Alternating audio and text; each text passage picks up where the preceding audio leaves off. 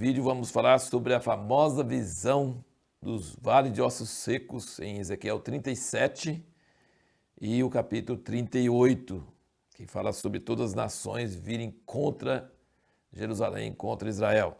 Essa famosa vale dos ossos secos tem vários aspectos bem interessantes. Ele fala que é a casa de Israel, que está destruída, acabada, que não tem chance, que nunca mais vai voltar a viver, que os ossos estavam sequíssimos. Aí Deus perguntou para eles, podem reviver? Ele falou, eu não sei não, o senhor que sabe.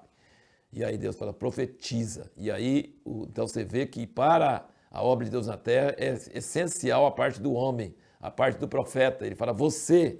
Ele perguntou, pode viver? Eu falei, eu não sei, o senhor que sabe. Então profetiza os ossos. Então ele primeiro profetizou os ossos para que eles se ajuntassem, cada osso ao seu osso, e formou. Então os ossos saíram dos seus lugares e tudo voltou e ficou tudo montado, mas mortinho da Silva, como diz o outro. E só que aí ele falou assim, agora profetiza ao vento.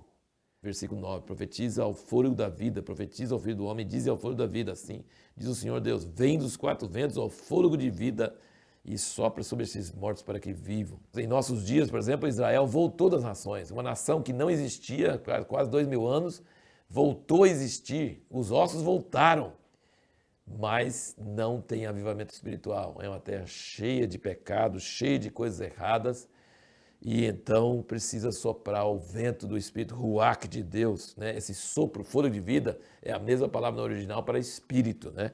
Então o Espírito de Deus precisa voltar sobre Israel. E interessante, no Velho Testamento, aqui você vê em vários versículos, nós vimos no vídeo de ontem, no capítulo 36, 27, ele diz, ainda porei dentro de vós o meu Espírito.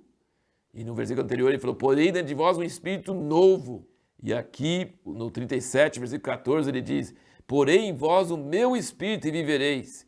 Então, no Velho Testamento, está falando que Deus precisa colocar o Espírito dele em nós. Que se ele não colocar o Espírito dele em nós, nós não conseguimos cumprir a sua palavra. Mas se o Espírito dele vier sobre nós, aí nós vamos conseguir cumprir a sua palavra. Ele diz aqui no versículo 21 do 37, diz-lhes, pois assim diz o Senhor Deus, eis que eu tomarei os filhos de Israel dentre as nações para onde eles foram, e os congregarei de todos os lados, os introduzirei na sua terra, e deles farei uma nação na terra, nos montes de Israel. Um rei será rei de todos eles, e nunca mais serão duas nações. Antes tinha o reino do norte e o reino do sul, houve aquela divisão entre Efraim e Judá, Israel e Judá, né? E ele falou, nunca mais vai ter essa divisão, eles vão voltar das nações e vão ser um reino só, e um rei será rei de todos eles, nunca mais serão duas nações, e não se contaminarão mais com seus ídolos, nem com as suas abominações, nem com qualquer uma das suas transgressões, mas eu os livrarei de todas as suas apostasias com que pecaram e os purificarei.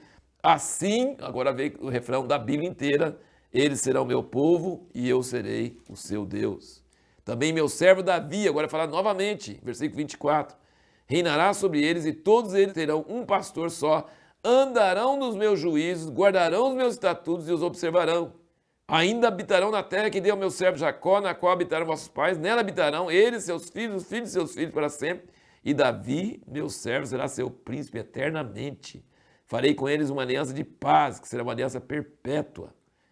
Versículo 27, meu tabernáculo permanecerá com eles e eu serei o seu Deus, mais uma vez o refrão da Bíblia, e eles serão o meu povo, e as nações saberão que eu sou o Senhor.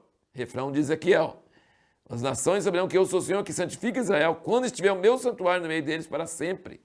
Então você percebe que é bem coerente a mensagem dos profetas de que Israel foi espalhado, mas ele será juntado novamente. E não só juntado novamente, mas ele terá o Espírito de Deus nele, e esse Espírito de Deus neles vai fazer com que obedeçam a lei de Deus. Então a lei de Deus não é uma coisa que acabou, já era, agora é a graça. Agora com Jesus é a graça. Não. Agora, com a graça de Jesus, com o Espírito Santo dentro de nós, nós vamos cumprir a lei de Deus.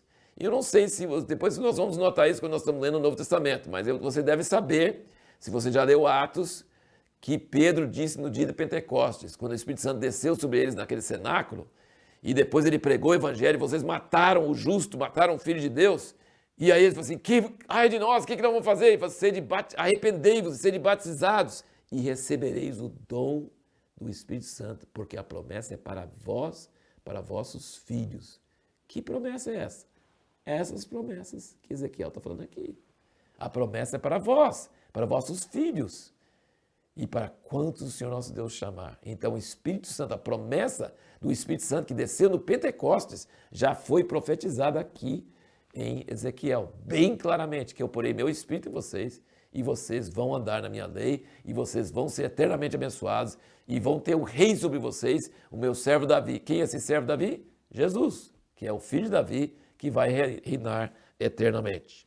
E a pergunta que nós fizemos no último vídeo, que diz por que todas as nações virão contra Israel logo antes da volta de Jesus, aqui no capítulo 38, ele fala aqui que Deus vai fazer as nações vir contra Israel. Olha, no 38, versículo 16. Ele diz, e subirás contra o meu povo Israel como uma nuvem para cobrir a terra. Nos últimos dias hei de trazer-te contra a minha terra, para que as nações me conheçam a mim, quando eu tiver vindicado a minha santidade em ti, ó Gog, diante dos seus olhos. Ele está dizendo aqui que Deus vai trazer as nações contra Israel nos últimos dias, depois que eles estão restaurados. Isso ainda vai acontecer. Esse capítulo 38 de Ezequiel não aconteceu ainda. Ele vai trazer eles. Por quê? A pergunta é essa. E o versículo 23 ele fala, assim eu me engrandecerei, me santificarei, me darei a conhecer aos olhos de muitas nações e saberão que eu sou o Senhor. Sabe o que ele vai fazer? Esse livro aqui, ó, Páscoa, a chave para abrir o livro do Apocalipse, de Dan Juster. O autor é um judeu messiânico. E ele está dizendo que as pragas, as 10 pragas do Egito, são pré-estreias, são figuras das pragas que Deus vai mandar sobre todas as nações nos últimos dias. E o 38 e 39 de Ezequiel estão falando sobre isso.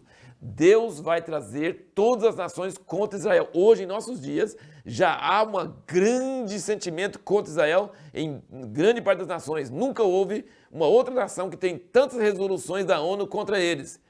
Sendo que tem países muito piores nos direitos humanos e ninguém fala nada. Mas Israel, que defende os direitos humanos em muitas coisas e também tem muitos erros também, mas não tem nenhuma nação que todas as nações do mundo são tão contra como a nação de Israel.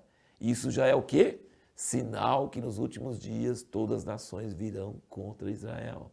E por que eles virão contra Israel? Aqui diz porque Deus vai trazê-los. Sabe por que Deus vai trazê-los? Ele vai se manifestar contra essas nações e vai ser engrandecido. Imagina Israel sozinho contra todas essas nações. Sem chance. Mas Deus vai julgar. Então, inclusive em Apocalipse 19, mostra claramente Jesus vindo com os exércitos do céu contra os inimigos de Israel e vai haver uma mortandade muito grande nas nações contra Israel. Então, o que aconteceu no Egito de Faraó e todos os seus exércitos morrerem, todos os seus primogênitos e toda aquela coisa, foi só uma coisinha assim, uma pré-estreia pequenininha de uma coisa muito grande, global, que vai acontecer nos últimos dias. E assim Deus vai falar assim, você acha que eu não existo? Existo sim. Você acha que eu não defendo o meu povo Israel? Defendo sim, entendeu? Vai haver uma grande reivindicação da honra de Deus diante das nações. Isso é uma coisa tremenda, maravilhosa e ainda vai acontecer em nossos dias. Nossos dias, eu acho, né? Mas vai acontecer agora nos últimos dias. A pergunta para o próximo vídeo é: qual a diferença entre ministério ao povo de Deus e ministério a Deus?